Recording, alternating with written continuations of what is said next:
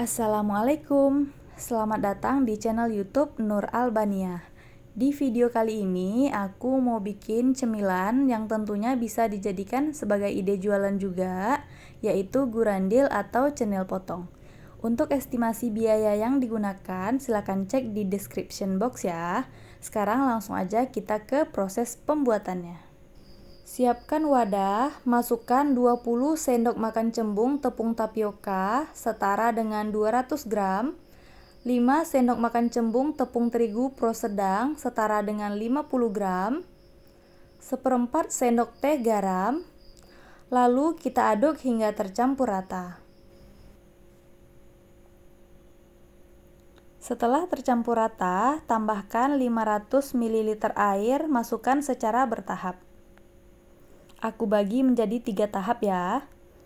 Aduk rata. Setelah airnya tercampur dengan tepung, tambahkan lagi untuk tahap yang kedua.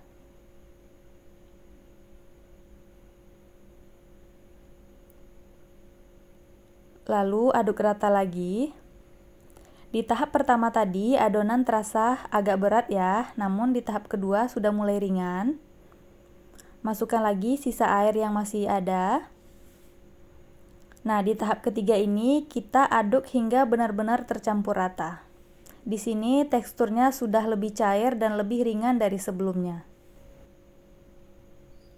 Setelah tercampur rata, kita bagi adonan menjadi 2 bagian.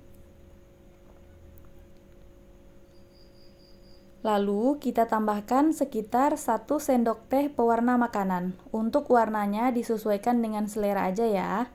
Di sini aku menggunakan warna hijau dari pasta pandan dan juga pewarna makanan red velvet.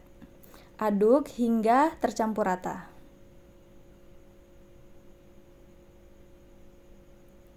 Lalu kita siapkan 2 buah loyang. Di sini aku menggunakan loyang ukuran 18 x 8 x 8 cm.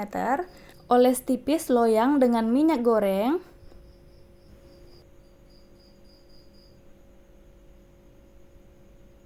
Lalu tuang adonan ke dalam loyang.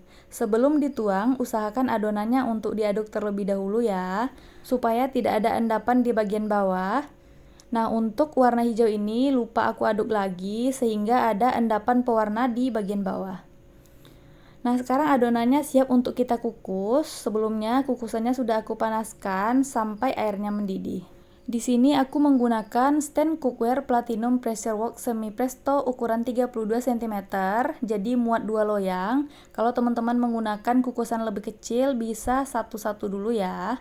Jangan lupa tutup kukusannya dilapisi dengan kain bersih ya, supaya tidak ada uap air yang jatuh ke adonan. Lalu kita kukus selama kurang lebih 30 menit. Setelah 30 menit, keluarkan loyang dan biarkan hingga dingin.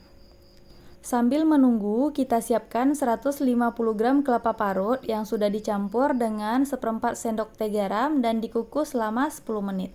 Taburi dengan 1 sendok makan gula pasir, kalau suka manis boleh dilebihkan ya. Lalu keluarkan gurandil atau cenil dari cetakannya. Ini kondisinya sudah dingin ya. Letakkan di atas kelapa parut, lalu kita potong berbentuk kotak atau dadu. Untuk ukurannya bisa disesuaikan dengan selera masing-masing ya. Di sini aku menggunakan scraper atau pemotong adonan yang dari plastik supaya tidak lengket. Kalau menggunakan pisau biasa, pisaunya harus dilapisi plastik dulu ya, supaya cenil tidak lengket di pisaunya. Setelah selesai dipotong, baluri gurandil atau cenilnya ini dengan kelapa parut hingga rata. Bagian permukaan gurandil atau cenil ini lengket ya, sehingga kelapa parut akan mudah menempel di permukaannya. Kita susun dulu di pinggir, siapkan kelapa parut lagi, dan lakukan step yang sama dengan step sebelumnya. Jadi 150 gram kelapa parut tadi kita bagi 2 ya, separuh untuk yang warna red velvet, separuh lagi untuk yang warna hijau. Lalu di sini kita potong-potong lagi gurandilnya. Usahakan ukuran potongan gurandil yang warna hijau ini sama dengan ukuran gurandil warna sebelumnya ya. Setelah dipotong, baluri lagi gurandil dengan kelapa parut hingga tercampur rata. Setelah itu, siapkan tusukan sate. Lalu tusuk gurandil dengan kombinasi warna seperti ini. Satu tusukan sate aku isi dengan 5 potong gurandil atau bisa disesuaikan dengan selera masing-masing. Untuk tusukan sate yang selanjutnya, aku mulai dengan warna yang berbeda, supaya nanti kombinasi warnanya jadi seimbang. Begitu untuk seterusnya. Jadi satu resep ini kita bisa mendapatkan sekitar 20 tusukan sate, cenil potong atau gurandil. Dengan rasa yang enak, gurih, manis, kenyal, insya Allah kalau kita jual akan laris manis ya. Bisa kita jual per tusuk atau per box seperti ini. Kalau kita jual dengan harga Rp1.000 per tusuknya, itu sudah dapat untung banyak ya. Tapi bisa disesuaikan lagi dengan harga bahan-bahan di daerah masing-masing. Bisa kita kemas dengan menggunakan mika seperti ini ataupun box lainnya supaya kelihatan lebih rapi dan menarik. Biasanya juga bisa untuk menaikkan harga jual.